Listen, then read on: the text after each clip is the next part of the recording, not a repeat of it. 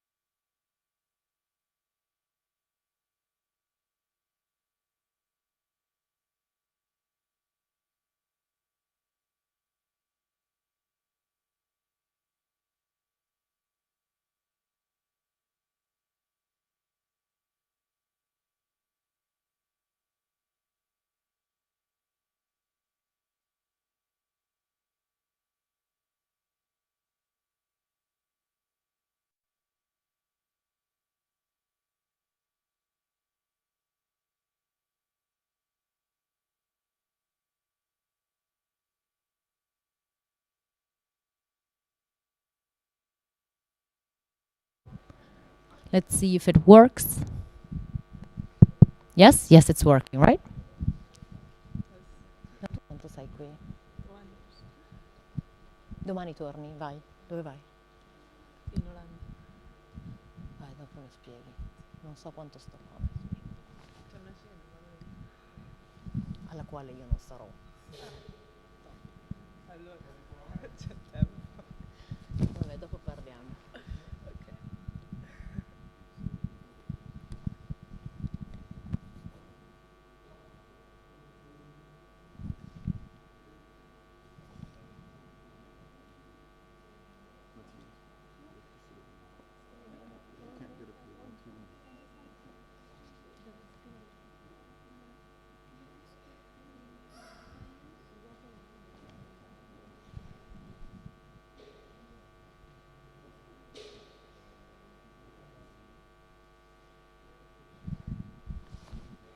Yes?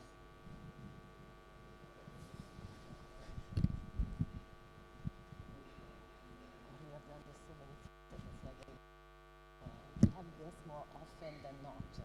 Like the whole situation. Yeah, because That's a noise, so 1 minute. okay, we're gonna be blessed by that every now and then.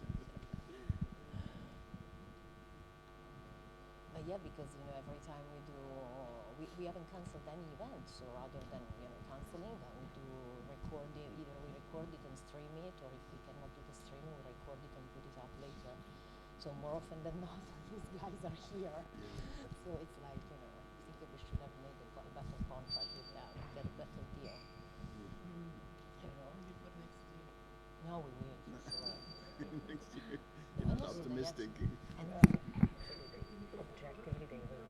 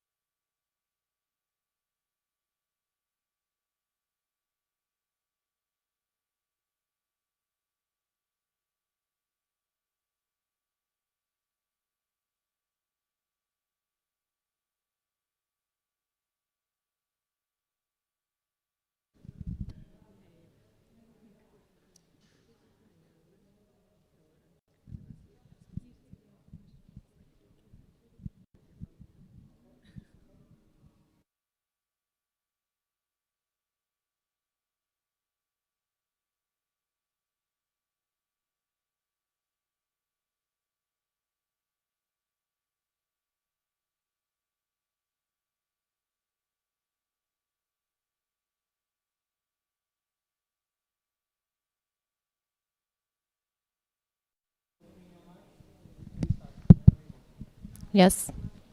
Perfect. Here we are. We can start. Yes, great. So, hola a todos, bem-vindos. Welcome everyone. Welcome to the Museum of Art, Architecture and Technology in Lisbon. I am Beatrice Leanza. I'm the director of the museum. And we are here today on a very special occasion, given once again the times we're living in.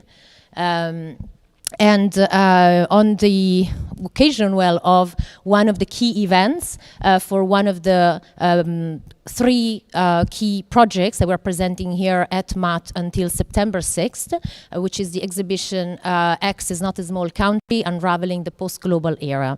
The show has been co-curated by Arik Chan and Martina Musi, and it is a special day today because somehow we have managed to bring together, to collate, most of the participants to this incredible exhibition, which is made of 9 key projects, the large part of which have in fact been specifically developed for the show.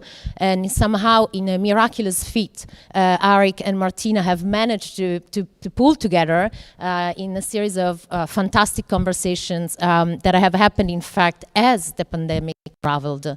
And as in fact the show was conceived prior to its outbreak, the topics, the issues, and in fact, the intellectual trajectories that traverse the show, I think, have made much more, sense and brought much more relevance to the everyday conversation that we engage with nowadays. So I don't want to take too much time off today's special day, but it's really a pleasure to introduce the people that are sitting with me today physically on site in real life. Today is going to unfold in fact in a hybrid format. So we have this fantastic guests, others that will be joining online, including Arik himself.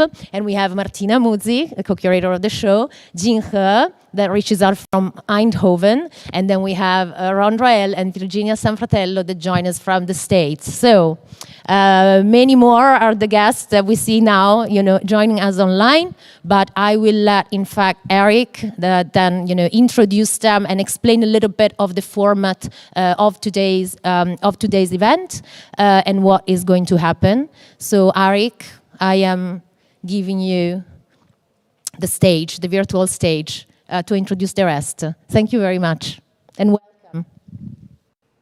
Thank you so much, Beatrice, and I'm sorry that that I and the other virtual speakers cannot be there with all of you today, but I think the fact that we're all here but not here at the same time really does speak to the condition that the show is investigating, in which we are in a world that is increasingly both fragmented and intertwined, and yet still intertwined at the same time. As you mentioned, Bea, the show was conceived before the pandemic, when it was things like Brexit and trade wars and rising nationalism and notions of internet sovereignty and so on and so forth that were beginning to reconfigure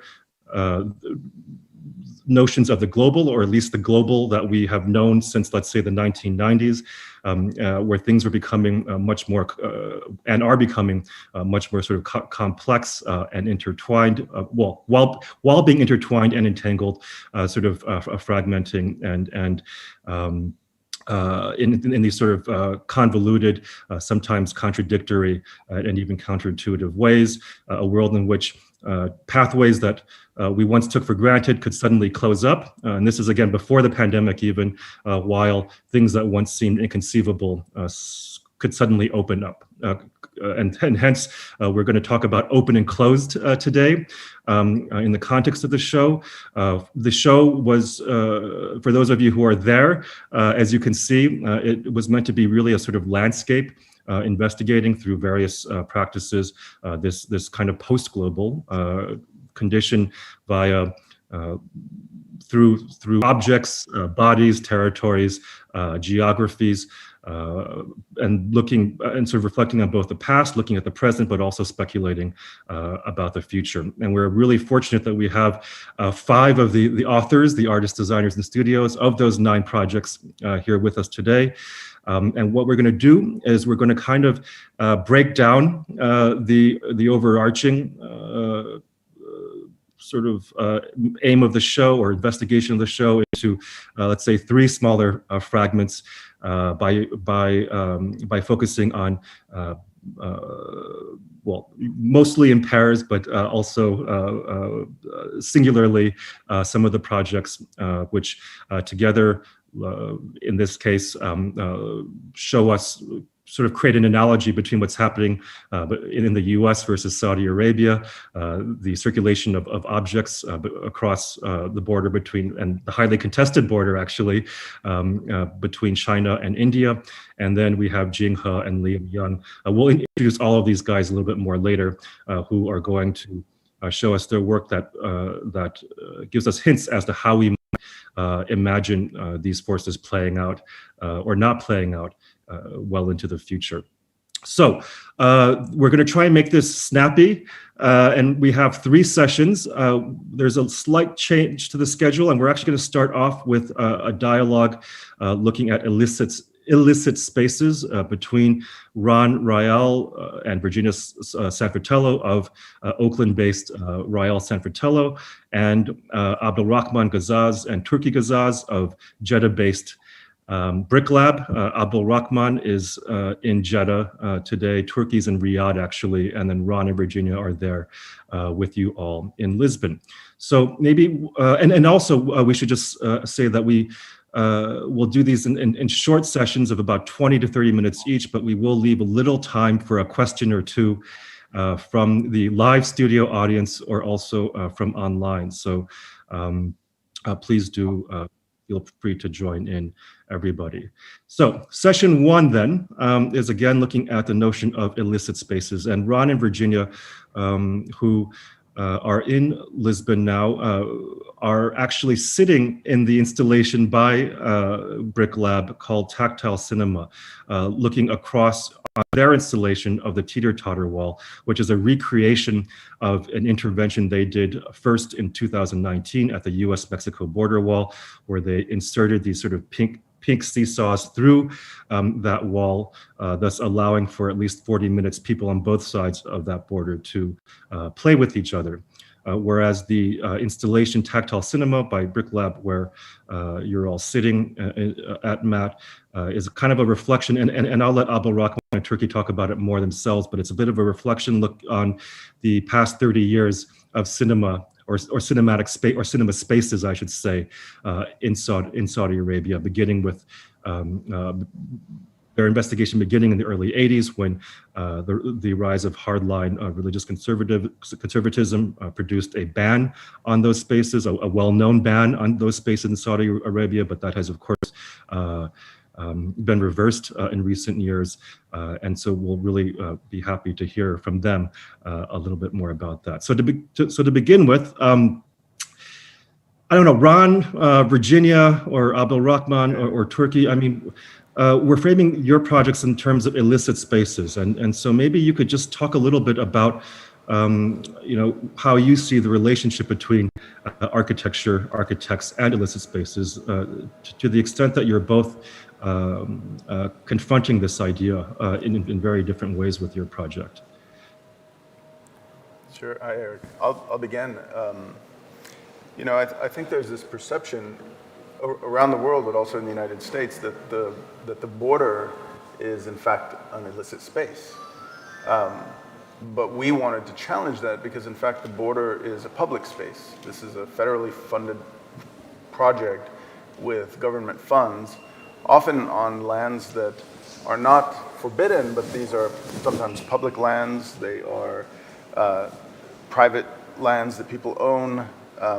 They're national wildlife areas. They're Native American lands. And so rather than see the border as an illicit space, we wanted to demonstrate that in fact it is a public space and people can engage that landscape in a way that they can claim it and own it as their own. And I think bringing this installation to the museum also maybe is an inversion of that in some strange way, in that, you know, we are now bringing a space which is seen as illicit to a new public. So it was important for us to, you know, it was very difficult for us to make the decision to build this in a museum, take it out of its context, but in fact, it became more and more important through the conversations of how we would demonstrate to the world the violence of that structure and how important it is to kind of put it in the context of people to see and say, look what's going on. This is the reality there. Look at the amount of material and physical energy and expense at the cost of money, but also human lives, and just look, you know, in a way, marvel at the horror of that and reconcile with that. Yeah. Yeah, and I'll just build on that and say, you know, the border wall is a taxpayer-funded project. It is public property, just like a courthouse is or a public park, right, in a city, and everyone has access to that. And so by bringing play to that space that is perceived as being illicit or inaccessible, we made it available and accessible. Also, this wall, you know, it runs through people's backyards. It is literally like a fence in someone's backyard, right? And that allowed us to bring, you know, the children who lived in these communities and the houses that back up to the border wall out to play with us. And when we were there playing, of course, probably half of the children there were, or half of the people there were children, and most of the adults there were women, which is not something that we had anticipated. But I think because of the gender and the age of the participants, we were able to create this kind of sanctuary space that again prevented it from being or feeling illicit, right? It made it feel very open, very public, very normal, just something that you would see anywhere in the United States, mothers and children playing in a park together. And so when Border Patrol came or the Mexican police came, they saw that and they said, "What are you doing here?" And we said, "Well, we're just playing with the children." And so it was okay, you know, it was not illicit, it was not controversial in that moment, so to speak. It was permissible. Yeah. No, I mean it's amazing. It's amazing to hear you say that, because initially I would have said it wasn't the space that was, or you made that space public, or you heightened its publicness through an illicit act. But I guess you're saying now that what was in fact an illicit act, you know, because you're inserting those, you're breaching the wall with those teeter-totters was not authorized, of course. But having made that illicit act, you suddenly kind of defanged its illicitness. Exactly. Right, exactly. We dismantled the nature that it's an illicit space by making that insertion, not normalizing the brutality of the wall, but actually normalizing relationships between people. Yeah. That should be normal. That's a nice way of a nice way of putting it. Turkey and Abdul Rahman. I think for us it was we were kind of questioning how do we showcase this idea of film itself being illicit, and with coming up with our installation and really transforming the films that are being seen inside, but also transforming this notion of forbidden cinema spaces in Saudi. I think we really tried to translate it through the materiality itself. Our initial idea was to kind of touch on the notions of cinema starting at a certain period in time in the past, and then kind of the Wahhabi police came and stopped everything, and that so the whole cinema experience has become almost like a TV static. And we tried to translate that into something that's more tactile. So how do you touch, how do you feel, how do you interact in person with almost a static television screen? So it's also these notions of people kind of touching on it and creating these electricities, you know, when you kind of touch these surfaces. And it's kind of, so every time you touch another person, you recreate this electrical moment, which is kind of the power behind film and TV and all of that in a more technical sense. But also we tried to create these different notions of open and closed spaces, where you can enter the cinema and kind of close these places, but also kind of when we worked with Royce and Tapponi as well to come up with a film series, it's also about kind of showcasing this almost international sense of what, at least Jeddah, of what Jeddah used to be. Jeddah is a port city, and it was a very, very open, open city in terms of knowledge exchange and all of these things. So for us, it was this, and of course, the very fact of it being behind behind the border wall in the context of the exhibition becomes really, really interesting, because it really talks about now the cinema ban has been lifted by higher ups. We can now finally go to cinema, but around these periods of time, everyone kind of either had a cinema in their home. Before that, there used to be garden cinemas before the cinema ban happened, which was a public space. And these are kind of how the masses of our installation kind of resonate with all of these open and closed spaces, but also the forum in the middle that everyone's sitting on. And I think it becomes a wider conversation about how do we occupy spaces and how do we kind of almost touch and feel all of these kind of filmmakers that are sprouting about kind of countrywide, whether before the ban or after the ban, in a more social aspect. And I don't know if you want to add anything to that. I think for us, the topic of cinema and the relationship between cinema and architecture was an interesting, highlighted the relationship between what is illicit or what is banned formally by law, and how that actually creates an effect on the cultural production of film and its reception and the relationship that Saudi society has with film as a cultural activity. So I think the ban really was about the cinema spaces. So the closed room, the dark closed room where people are going to watch films, that's what was essentially banned, because satellite TV was allowed. It was playing in cafes, it was playing in restaurants, and people actually gathered to watch games. Sometimes they'd watch movies, sometimes they'd watch live performances, but it's the space of the cinema that was actually was forbidden by law. And it's interesting to see how that has really hindered progress on local production of film and general attitudes that society had with film. Film has, over these past 30 years, when film was banned, it's always received as an import. Saudi society consumes movies from Egypt or different places of the Arab world or the US mainly, and there's a disconnect that happened. And now when people go watch Saudi films and see Saudi actors on stage and Saudi cities on the screen, there is a sense of alienation, because it was never commonplace, and it was actually banned and forbidden during this period. Also, Martina, please feel free to jump in, or in fact, and anybody, please feel free to jump in. But what I like about what you said, Turkey, just now was that you explained that it wasn't the activity that was banned; it was the space that was banned, right? Whereas, I guess, at least in theory, Ron and Virginia, it was sort of the opposite. It was your activity that was sort of illicit, at least in theory, and whereas the space, the border, was sort of authorized, or at least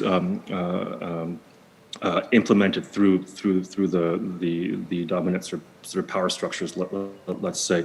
And in some ways, this kind of speaks to a kind of reversal between a broader reversal that your two projects kind of hint at. Ron and Virginia, you were trying to reach or open up a wall that had a very menacing wall that's been, of course, very high on the agenda well, certainly under the Trump administration, in a country that sort of is built on a mythology of openness. Whereas Abdul Rahman in Turkey, you are talking about a situation in which the opening of cinemas reflects a broader agenda to open up in a country that has long been seen as kind of hopelessly closed.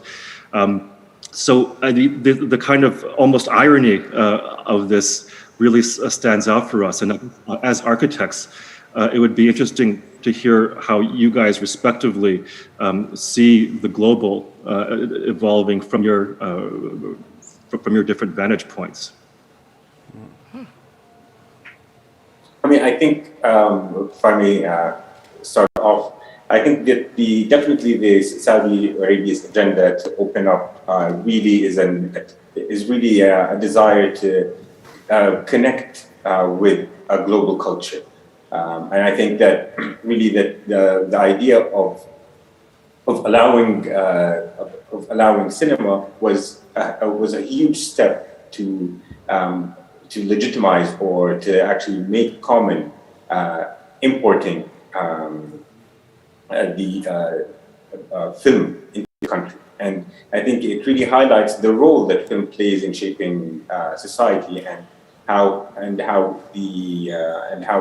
individuals react to films and are affected by film.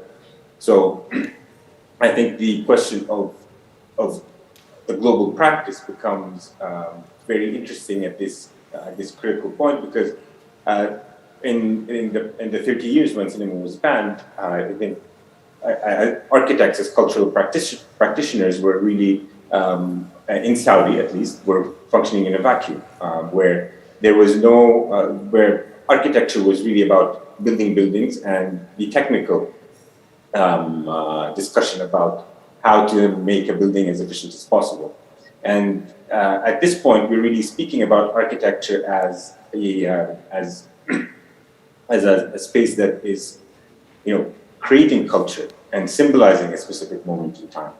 And I think with the commission that we are working on now with our Jameen space in Jeddah was really supported as a Saudi rendition of a cinema space, a localized cinema space that is different from the AMCs and the Vox theaters that are showing foreign film, that are showing blockbuster movies. So I think as architects, it's an exciting moment to be part of this conversation, because finally we can speak about architecture not just as a building and an engineering kind of discipline, but really speak to it as it relates to other cultural activities and how it can support and foster these activities. Yeah, you mentioned the previous regime's agenda about building more walls, but in fact, very few walls were actually built during that regime of Trump. And so I think what we're trying to open up is a conversation about what is actually happening, bringing like global awareness to what is actually happening in a very local place, a very local condition. And so for us, this idea of the global practice is to, I think this idea of the global practice has changed in the time when there was a movement towards thinking globally and acting locally. But in fact, I think we want to tell stories to the world that are local, and we can do it through these kind of communication channels now, through social media and through the kind of access we have globally to share intellectual and factual knowledge in a time of truthiness when what is often shared is lies. And so I think what we're trying to do in our practice, especially with the work on the US-Mexico border, is tell the stories of a very local place that actually affects people around the world. Because we have been suffering a time in history where we are building physical walls, but we're also building walls between us in very different ways, between cultures, between religions, between identities, and how might we break those walls down? And I think one of those ways is to tell truths, and that people can listen to those truths if we're showing them what is actually happening. And for us, I think this project, the Teeter-Totter Wall, told new kinds of truths, told truths of the stories of the people who are living there, that this is not a landscape where no one lives and bad men are doing bad things, but in fact, it's a place where women and children live and live life and experience joy despite the oppression of the wall. And so this is kind of our agenda with this work, is just to tell the story of what is actually happening. I think Virginia has some other thoughts about. It's also amazing how technology is allowed to transcend borders, right? Even today, because of the way that we're live streaming, but we can't be together in person. And when we were there at the border that day, of course, people couldn't pass from one side of the wall to the other, but we had a drone that could fly over from one side to the other. And then of course, this project was disseminated on Instagram, so that put it out into the world. Like that was the vehicle, right? The technology that allowed us to do that. We've also taken robot arms to the border between the United States and Mexico, and 3D printed with local soil. So thinking about technology and emerging technologies and how those can transcend borders and boundaries. We've been developing software applications that lower the bar to entry so that you don't have to have 10,000 hours of 3D modeling or 3D printing experience, right? That you can be a child, you can be in 5th grade, and you can use this open, easy access software to learn how to model and 3D print something within 5 or 10 minutes. So we're trying to, I think, be global in that way, and software and technology allows us to do that. But then look at very local materials like soil or clay, or very local, hyper-specific context like the border wall between the United States and Mexico, and marry those to think about the future, right? To ask these open-ended questions about the future, what is global and what is local, and what do we keep and what do we disrupt? Yeah. If I can link to that, I mean, the fact of playing in the urban space as much as watching a movie is indeed global, but locally it acquires different, or it carries different limitation to the point of becoming illicit in certain spaces, for example. So I think and this is more like for who is not now in the museum here, it's really beautiful to see those two projects standing next to each other, because in a way you can trace many connections and many disconnections in a way, for the materiality, for how the shape. One is a line, and the other one is more like a square, public square. So I think this, in both of the project, this concept of open and close, it is carried along to different scales.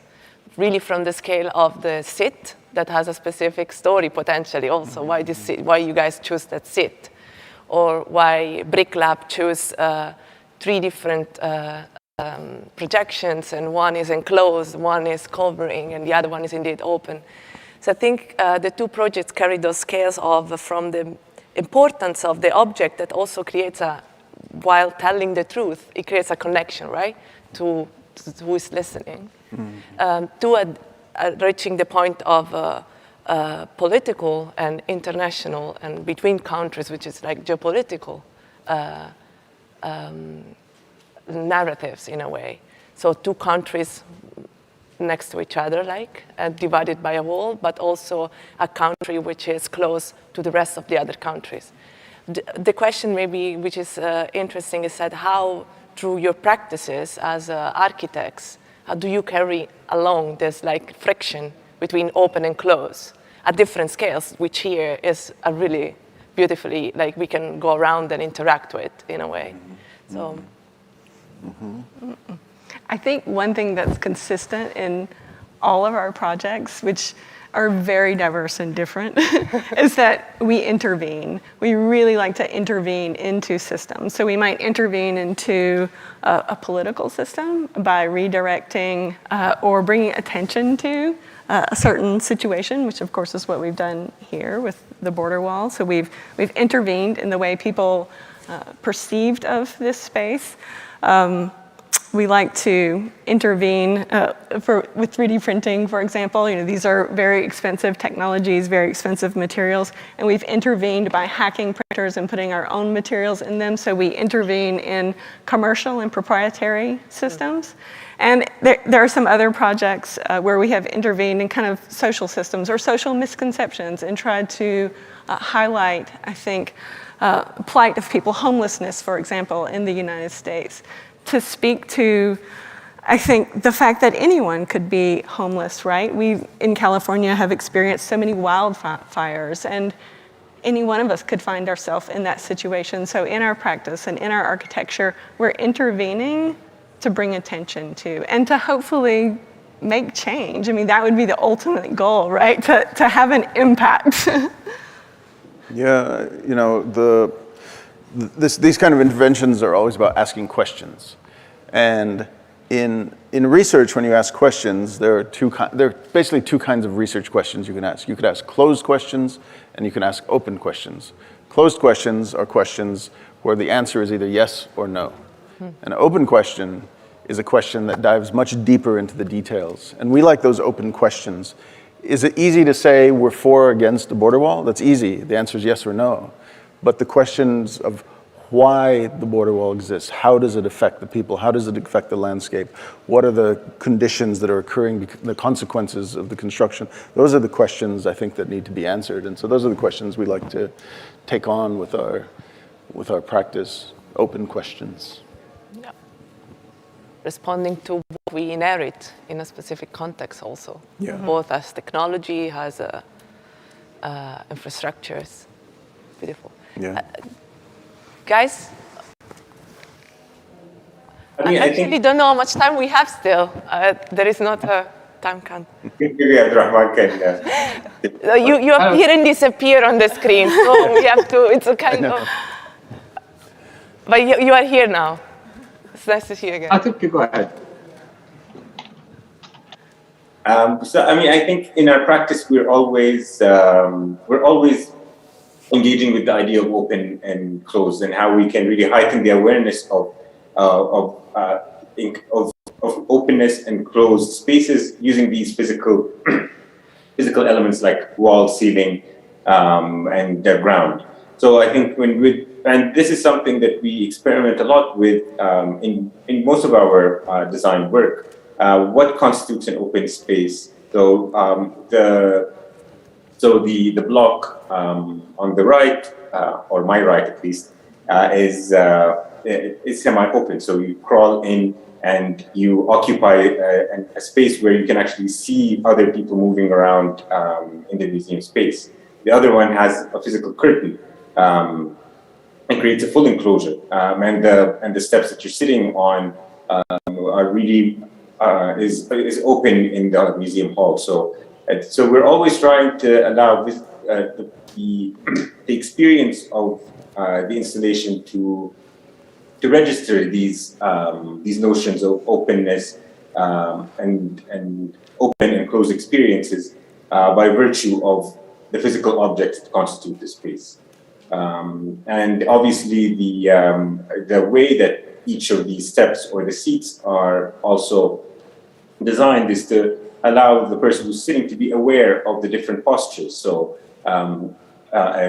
moving between an inclined seat back to evoke notions of informal occupancy of a space versus the step versus the steps that you're sitting on, which bring in a number of people and allow different interactions to happen. And just actually watching Martina address the participants and looking at the screen is really something that is really an observation that we continuously integrate into our future designs to see how people interact with these physical objects.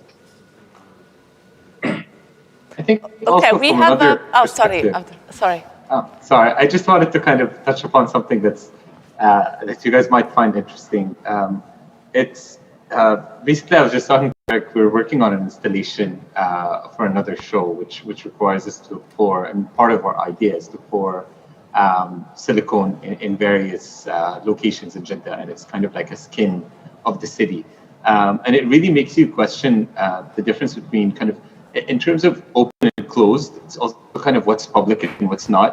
And for me to be able to go and pour the silicone, let's say, by the Corniche, by the ocean front, I actually have to get a permit to do that. So, I mean, there's something that we always kind of play around with conceptually, is what is, in terms of public spaces here, they're kind of always designated spaces, or they're destination points. So for me to be able to go to a public space and use it to pour a pink blob onto the floor, which is kind of very, I guess, flashy, although it's not really, is really interesting, because it makes you question how do we occupy our cities in a place that's really trying to connect with the rest of the world. And it's just these simple notions of doing these things really kind of opens up your eyes about physically occupying a space and physically being present in a place of that sort, which I think is quite interesting. Is it open? Is it public? Is it not? So it's the urban fabric of our city is quite jumbled in that way. And I think that's, again, the configuration of these three different spaces really says it all in that respect, that it's kind of a mashup of these different things. I got a question on my phone that I can maybe read loud. Actually, two. We mentioned the different body positions that this installation permit and encourage. I guess that was me mentioning before. But the question here is, how are physical bodies affected by these kinds of open, closed, illicit public architectures? So a bit, Abdurrar, is a bit like what you were also connecting to, but also what, Virginia, you were explaining at the beginning, how the connection to play. I don't know if you want to explore a bit this question, or the other one is, does a work like the teeter-totter wall lose some of its effectiveness if it turns permissible? That's, I think it's an interesting one. I don't know how we want to, I'll leave it to you. Sure.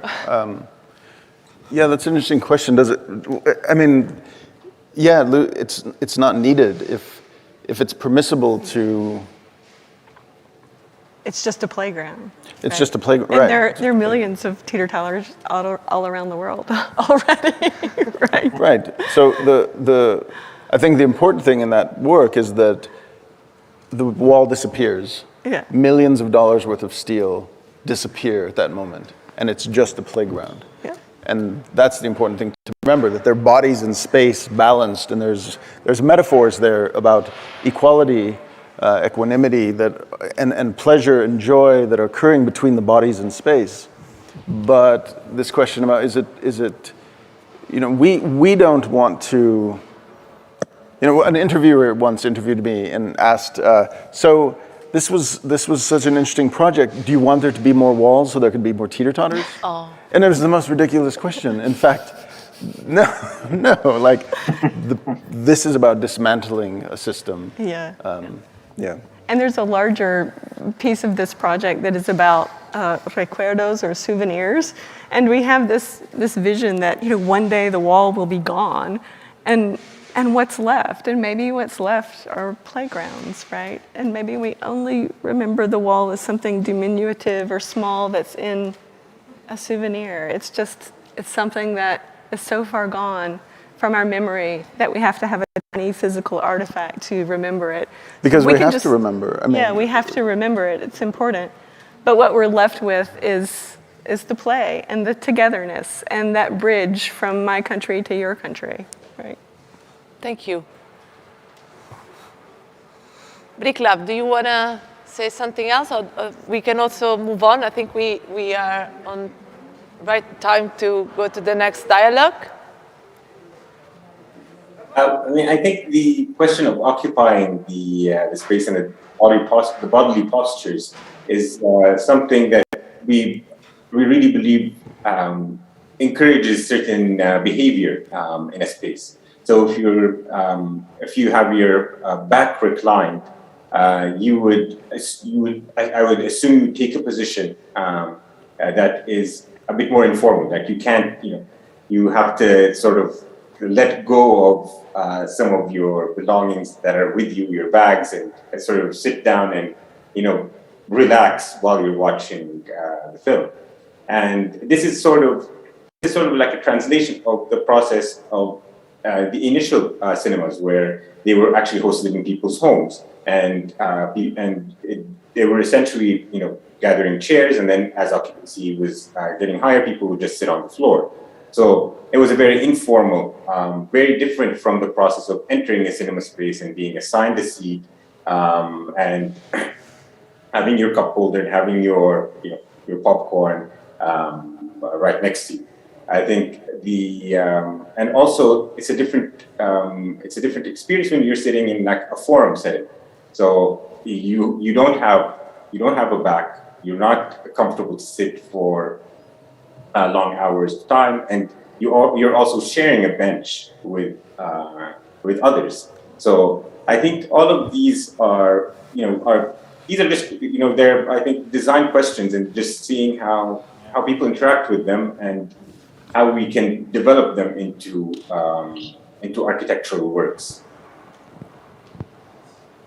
Thank you.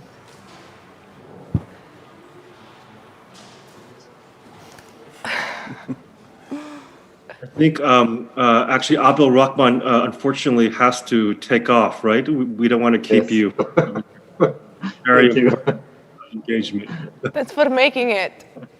Yeah, thanks for making. Well, thank you so much for inviting us. Good to see you guys. Thank you Bye, all. thank you so much.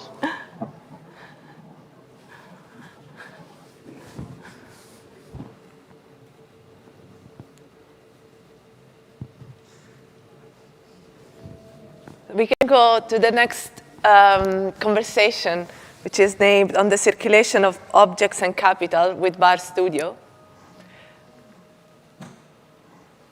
Hi guys, do you hear us? We have Rupali and Prasad. Hi, from Mumbai, I guess. Yes. Yes. Nice to see you. You too. Nice to be here. Rupali and Prasad have an architecture urbanism studio, bar studio, and they presented here a project which is a different scales of its own, in a way. Let's say that, just to introduce you a bit your practice, you work with different medias, from writing, curating, also for like through installations, but also through publications. And you have also a series of research projects. So what we see here is, in a way, like a manifestation, a three-dimensional aspect of your work in different ways, because there is an installation which is really architectural, which I'm watching right now, but is also in the back of of Rupali, which contains objects, but also objects of different forms, which are specific objects which transit globally from China to India.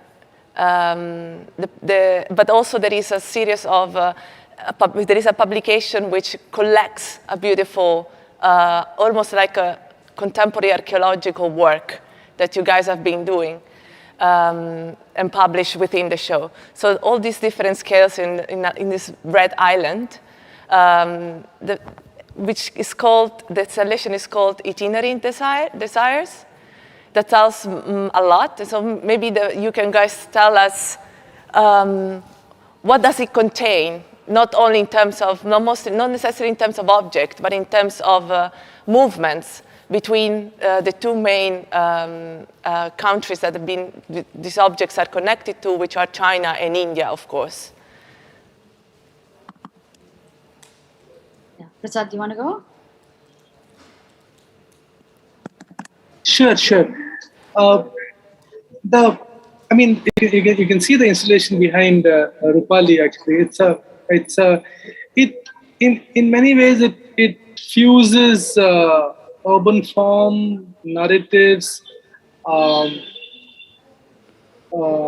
objects which are moving, and in this space of the gallery, it kind of produces a moment for bodies to pass through this fusion of urban form, objects, and narratives, actually.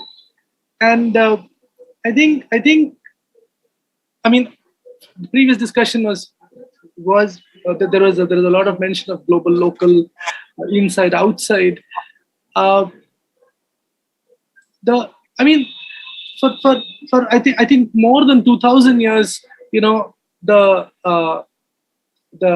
connection between China and India has been active, and the way we refer to global, local today is really the Cold War hangover. It's kind of the global look has been quite blurred, across centuries, across geographies, otherwise.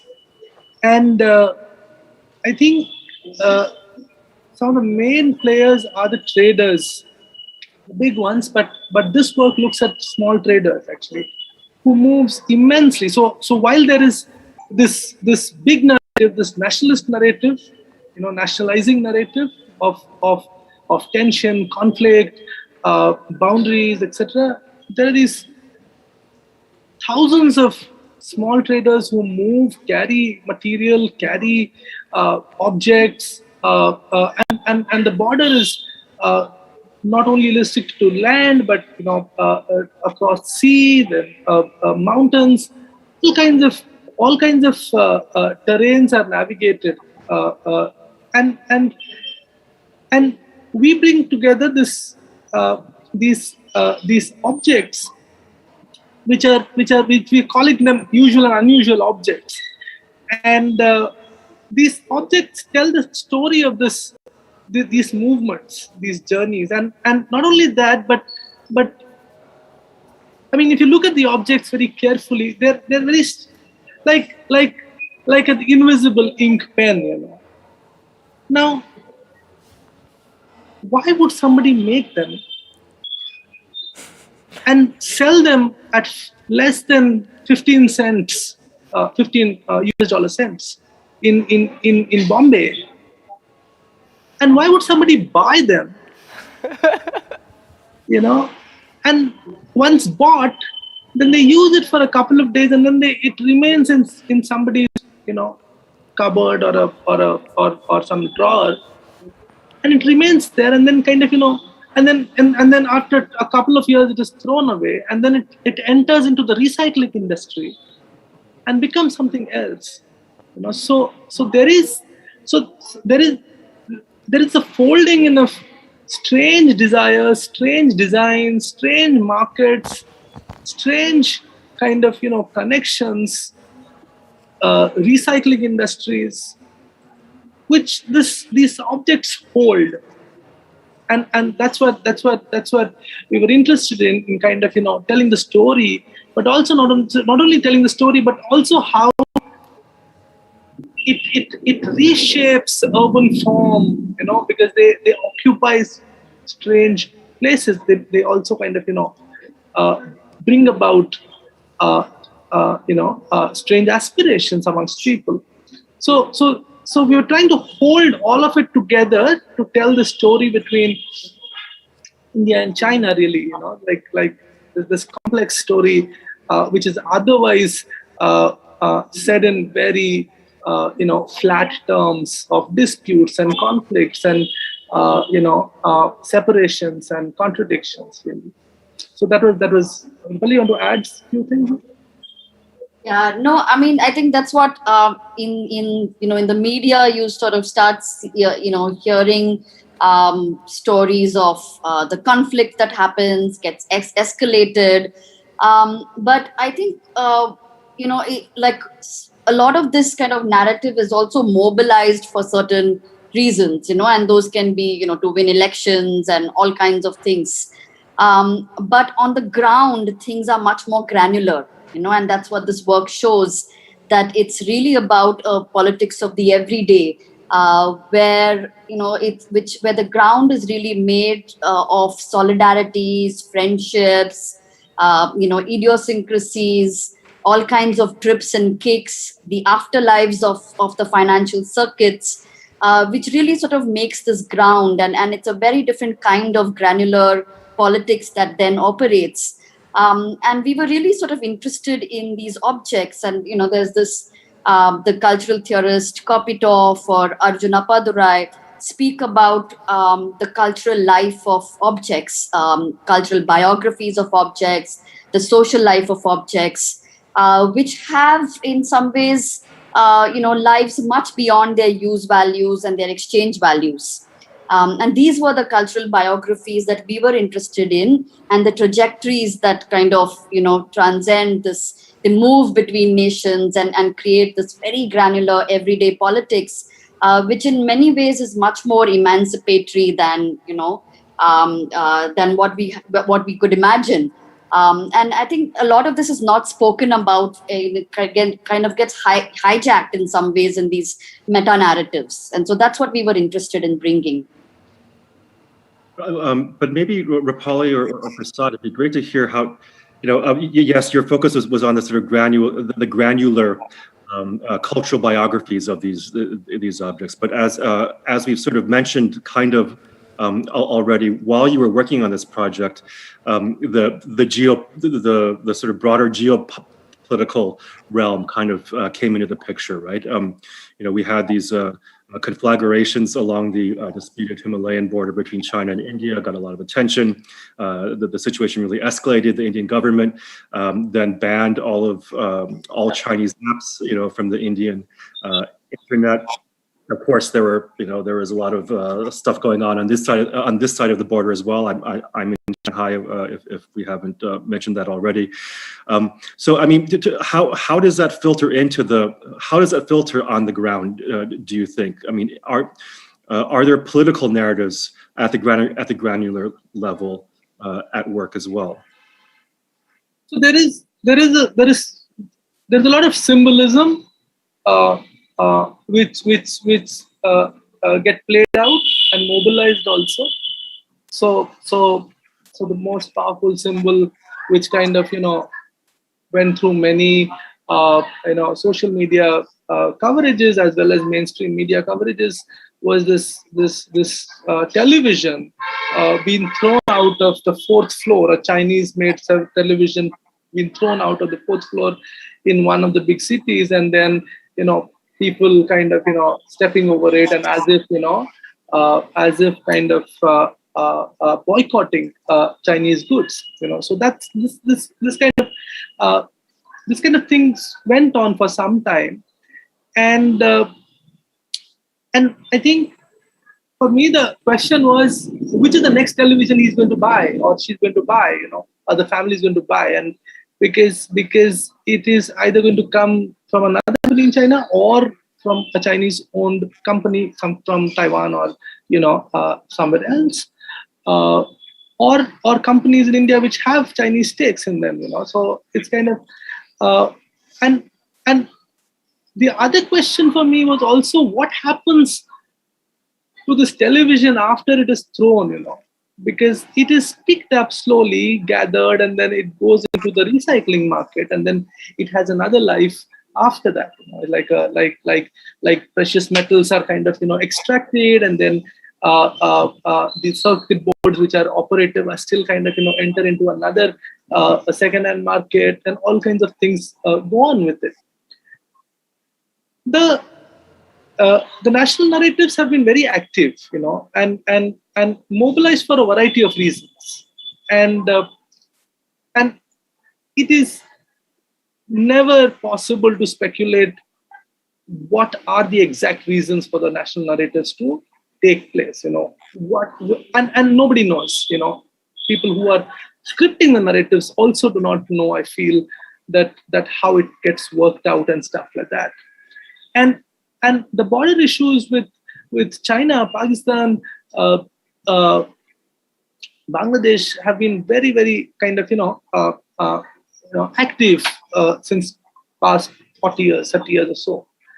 And so this is not unusual for India to kind of, or in the media to see these escalations and these kind of, sudden sparks of conflicts.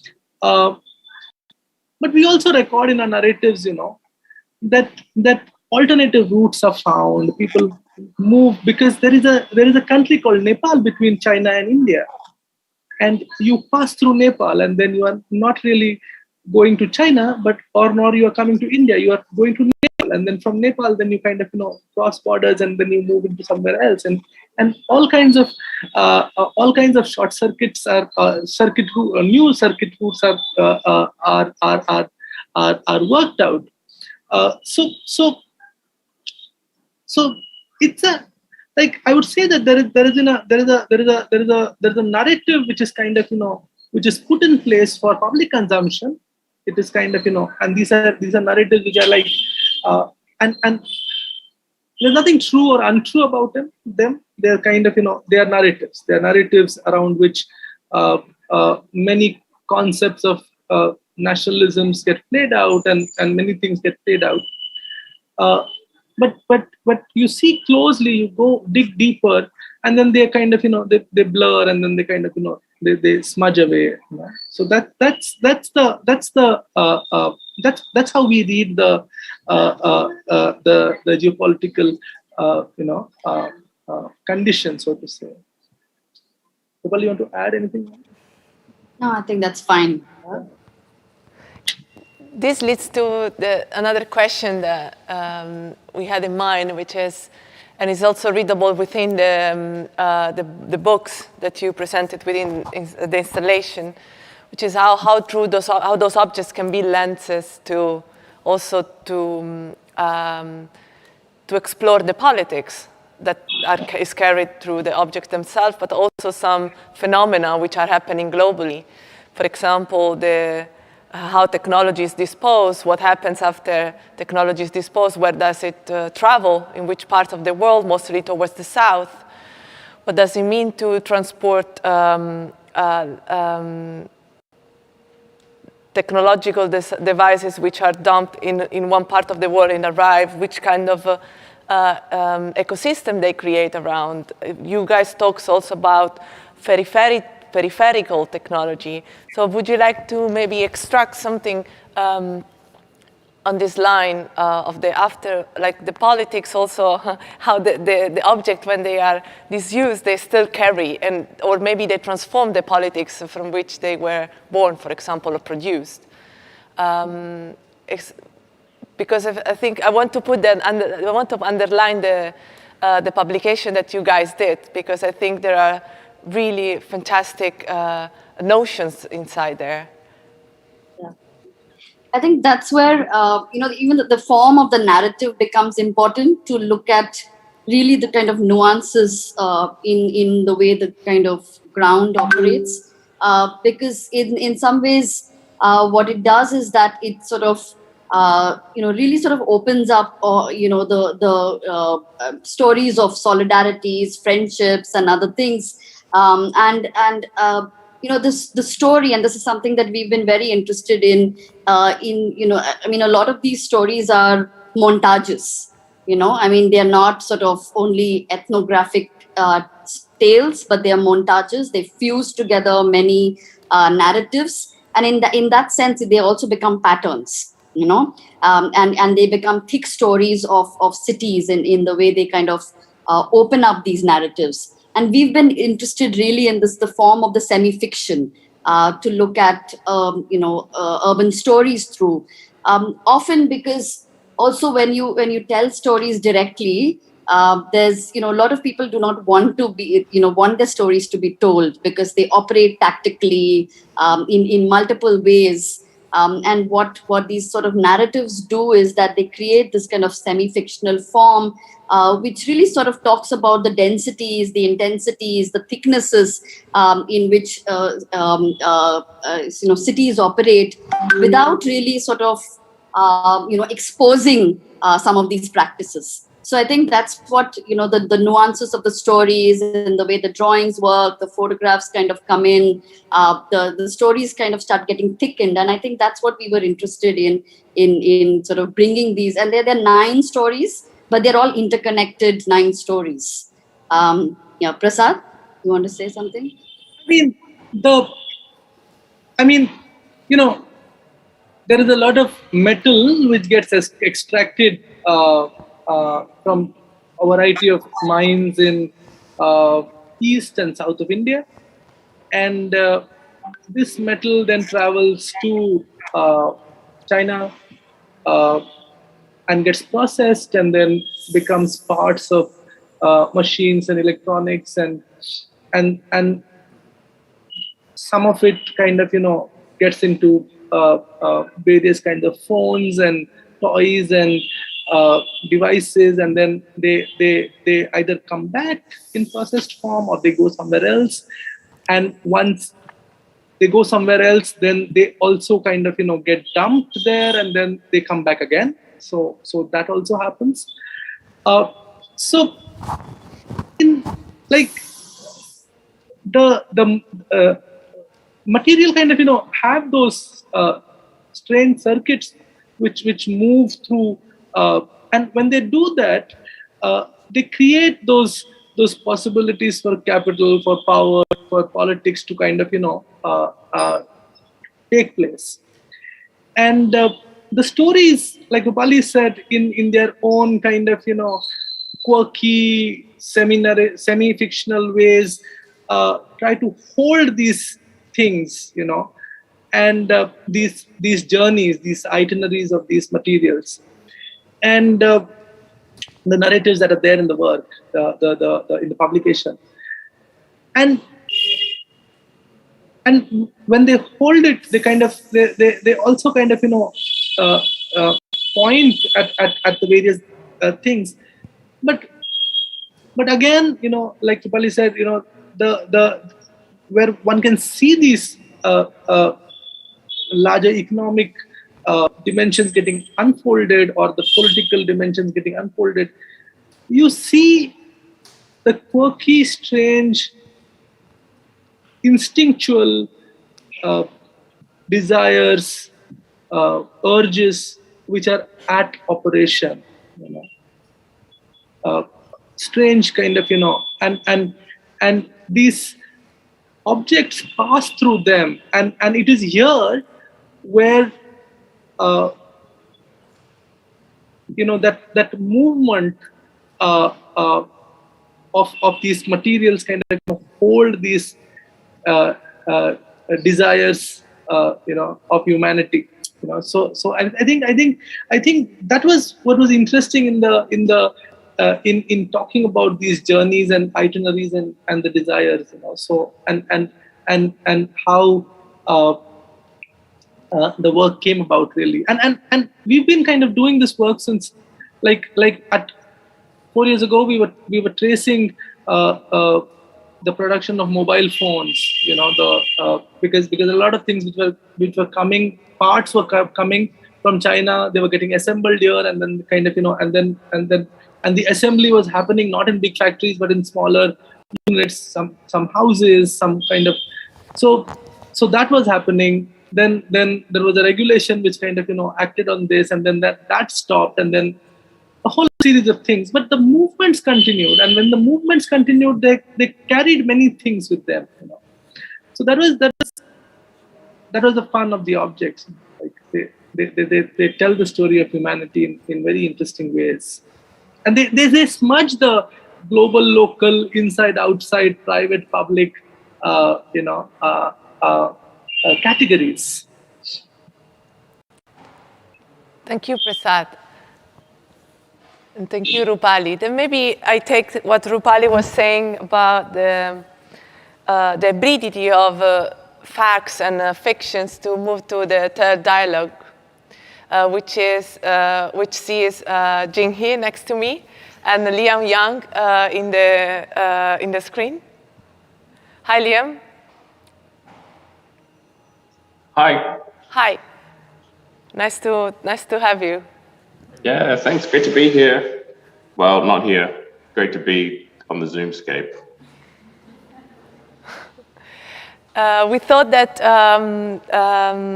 the title for this like small short conversation is in between indeed fact and fictions, because both of the project of Liam and Jing, they indeed stretch through the media of architecture, 3D modeling, sculpture, making, thinking, this questioning where are we living and where we will potentially live.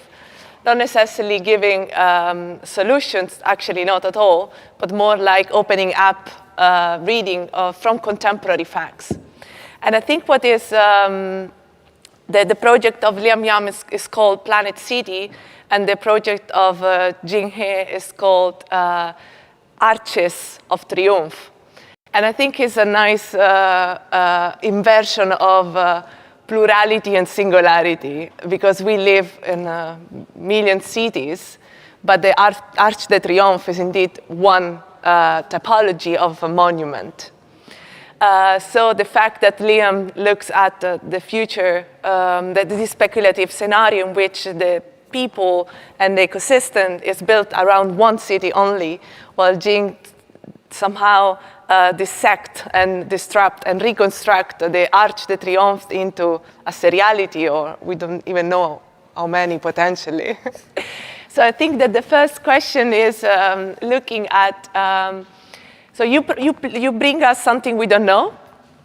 You bring us a theater of potential everyday life. What do you think is the fictional role within the pieces that we had to, that we encounter, and also what's the role of fiction within imagining potential futures? Liam, would you like to start? Yeah, sure. I mean, essentially, I mean, I'm trained as an architect, but I mean, I'm based here in LA. We tell stories and build worlds about the global, urban, and architectural implications of technology, and we kind of moved our practice from, you know, the traditions of making building into storytelling, because we believe that fiction, as you describe, is really an extraordinary shared language. You know, in many cases, it's how our culture shares and disseminates ideas. And in this context, to sort of encode the mediums of fiction with critical ideas about our cities and our future, hopefully we're able to connect audiences with those ideas in a way that the traditional mediums of architecture, and certainly, you know, the coded languages of drawings, diagrams, can't. Fiction is accessible in a way that those systems sometimes cannot be. And if we're talking about, you know, our future, which is a collective enterprise, you know, then we use, you know, the capacities of popular media or fiction to try and have those broader discussions. So, you know, personally, Planet City is a fiction shaped like a city, and it's trying to generate a conversation around the necessary lifestyle changes that may be required in order to sustain human life on this planet. It's a provocation. It's really, you know, to say that in many ways, climate change is no longer a technological problem. You know, for the most part, a lot of the solutions and the systems required to dig us out of the hole that we've created for ourselves are already here. They just lack the cultural investment or the political will to roll them out at scales that are meaningful. So architectural projects that engage these questions with a kind of technological solutionism. Hey, here's a building, we've solved the problem. Here's a green roof and a new technology, we've solved the problem. Kind of miss the point. So fictional projects and speculations can operate in a cultural sphere, which is, I think, the bleeding battleground of climate change right now. So that's why we made Planet City, and that's why we make fictions, I think, because hopefully they can work in this way and generate these kind of discourses.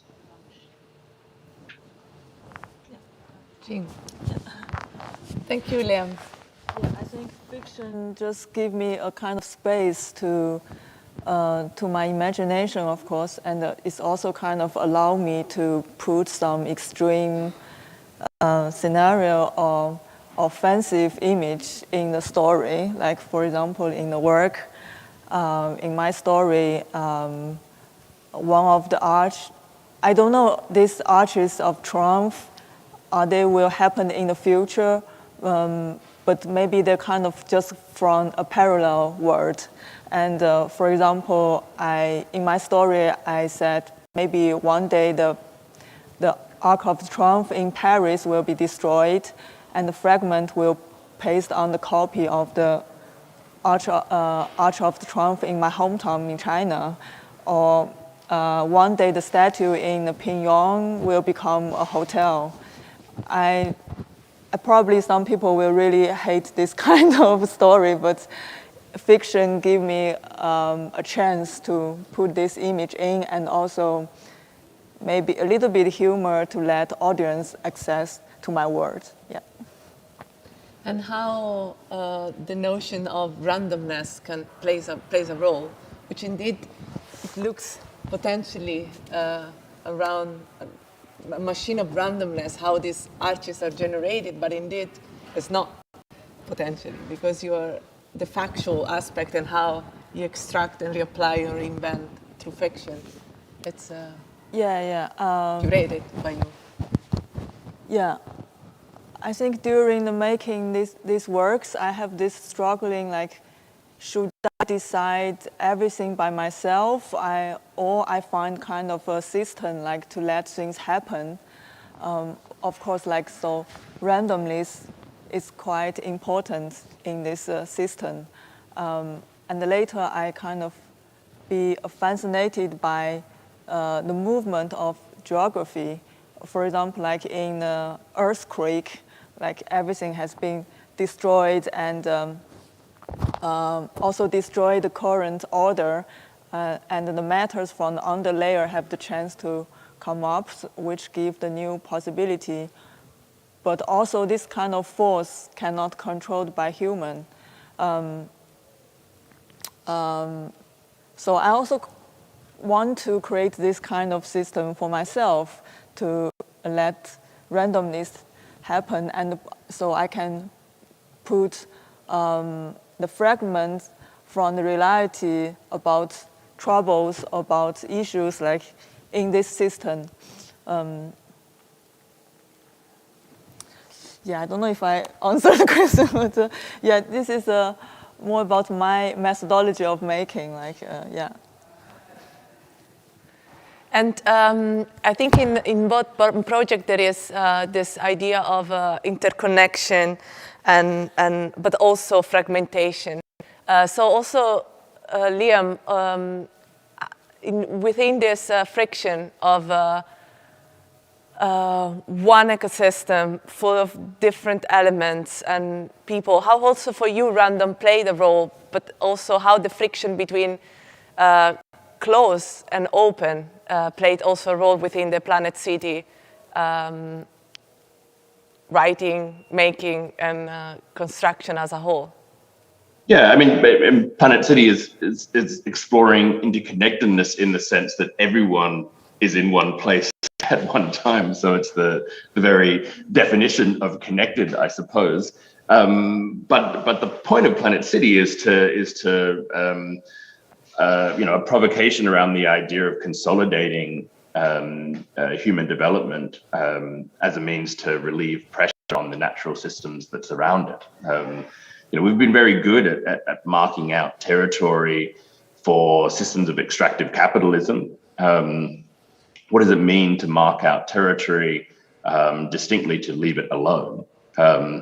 So, I mean, I guess in that sense, we're interested in open and closed systems, in that, the city itself is one contained environment whose job it is particularly to leave openness for a certain act of rewilding that might happen on other territories. But unlike other kind of science fiction cities that might take on similar narratives. There's no giant wall around the edges of the city. Rather, it's not about kind of these captives maintained within the city, never able to go back outside the walls. But we imagine that we relate to certain parts of the landscape like we do a national park. We can go in incursions through it, but we tread lightly. We take everything that we bring with us away with us, and we imagine that stewards would remain on the land. Indigenous relationships to the land would be not just maintained but given back. Like an act of reversing Western colonialism, returning stolen lands as a gesture of remediation and rewilding, and giving back space for other things that certain acts of contemporary urbanism have eroded. There's, I guess there is closed systems, but there's an interconnectedness in the sense that there's relationships between the city and the other lands that it affords outside of itself.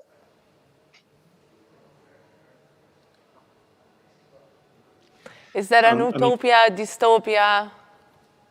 It's a utopia and dystopia at the same time is the idea. I mean, really, what Planet City is about is the idea that we all already live in a kind of planetary scaled city, right?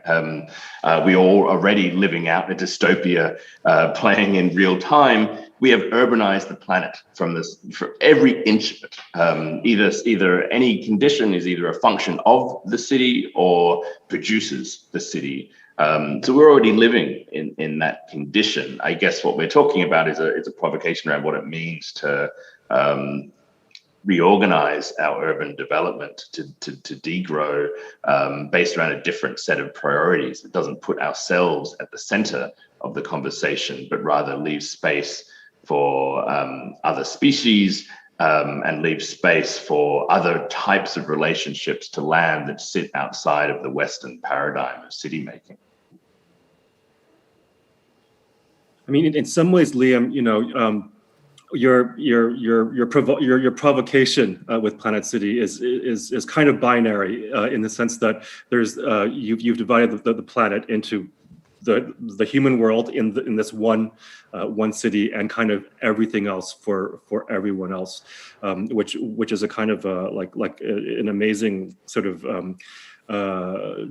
didactic or provocation, as you say. But within that city, you are talking about kind of transcending the impulse towards techno-solutionism and this sort of almost Western, as you call it, but let's say also kind of totalizing notion of design's role in I don't know. We can't even talk about solving problems anymore because we know that the problems are too complex to be solved, right? But that's one of the things that the city in Planet City is trying to convey, if I'm understanding correctly, is that this is also like a cultural endeavor, all the sort of layers and contradictions and so on and so forth that go with that. And Jing, what's great about your project is that you're kind of speculating about the future, but what you're sort of what you bring into it, as Martina mentioned earlier, is the notion of randomness and chance, right? The idea that speculating, when we speculate about the future or try to predict the future, we inevitably follow a linear line of thinking. But what reality tells us is that all sorts of black swan events and unexpected, unpredictable things factor in that completely change the course of everything. I mean, this pandemic is an example. So, for both of you, I mean, these different takes on different logics, or you're both asking us all to sort of rethink our logics in some ways, and. How do you see this as applying to design practice, or does it? Like, does it say something about how designers should be thinking? Should I say? Yes, please. I think it's muted. Oh, okay. Yeah, I mean, I mean, if I think the critical act of designers right now is to rethink the logics of how we've been doing things, right? Like there cannot be a business as usual. It's just a path to madness and ultimate extinction.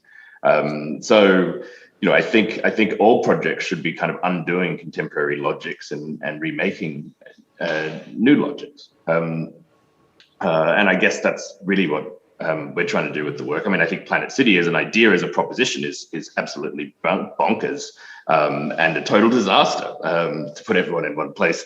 But the point is just to talk about, I don't know, I guess the end of human-centered design, right? Like we normally use that catchphrase in design terms as a way of describing sort of tree-lined streets with cafes spilling out and shared pedestrian zones. But really, the problems that we're in is because of generations of putting ourselves and our own desires at the center of all the decisions that we make.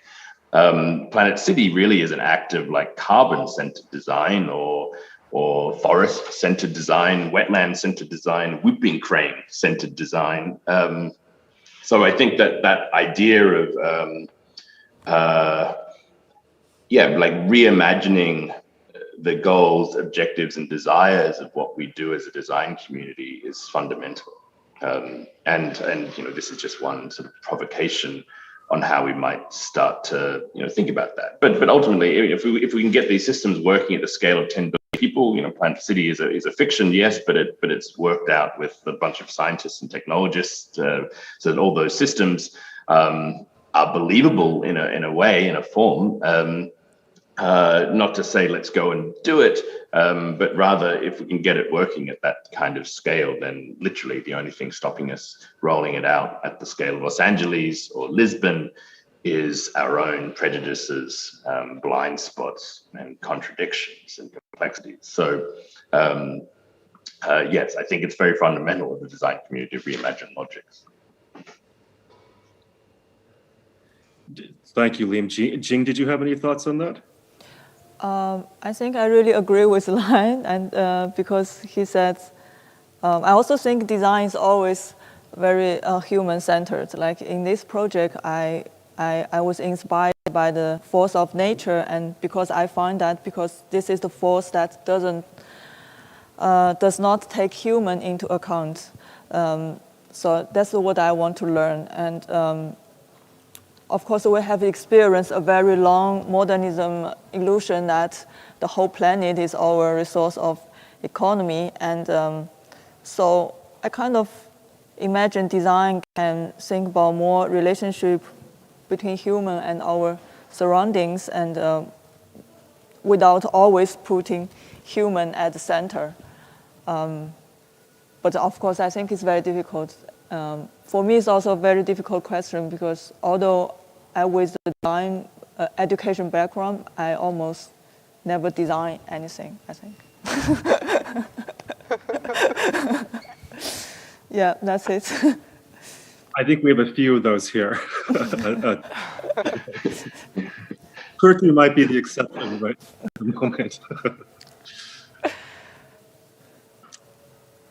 All right, cool. Well, we're almost out of time. I don't know if there are any other. I think we need to close.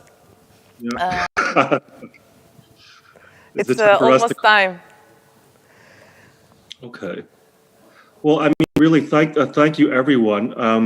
Liam, this idea of undoing that you sort of ended with was I found really super interesting, and the question of can we actually undo, or is undoing another layer of doing, and that sort of also prompted me to remember sort of Ron's statement about how the teeter-totter walls actually, by adding something, they were dismantling something, or trying to dismantle something.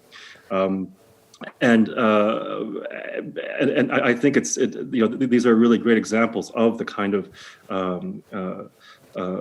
inherently contradictory phenomena that we all see kind of working at once, right? And now that, and in many ways, all of your projects are about dismantling something or dismantling notions about certain things in certain contexts. And then the question is always, what do we do once we've dismantled it, or in the act of dismantling, what are we actually creating?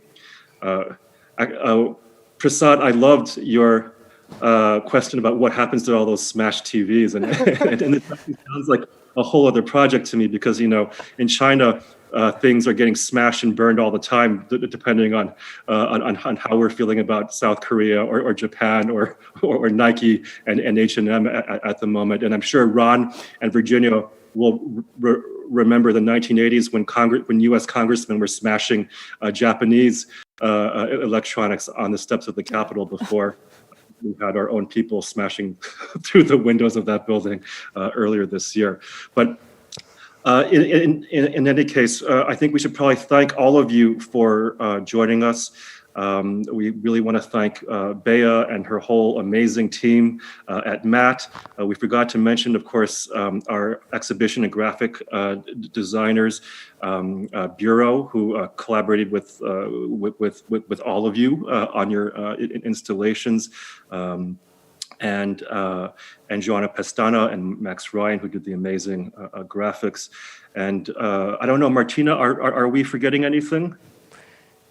No, I think we said more or less everything. And I also really like, I took notes of break the logic of how we do things, undoing and remaking, what Liam was saying. I agree with you, it's a fantastic clothing that is more or less in all the projects in a way.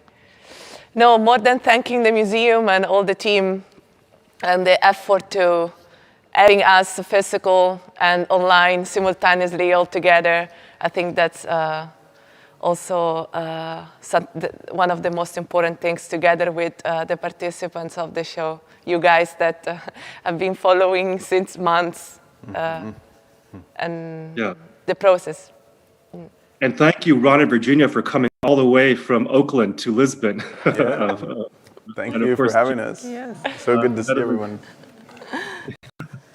Yeah, and Jing also. I mean, the Netherlands isn't quite as far away, but it's still really good of you. And to the audience at MAT and the audience online, really thank you, and hopefully all of us can see each other in real life soon. Thank you so much. Thank you, guys. Thank you. Thanks, everyone. Bye. Bye. Bye. Thanks. Bye. Bye. Thank you, guys.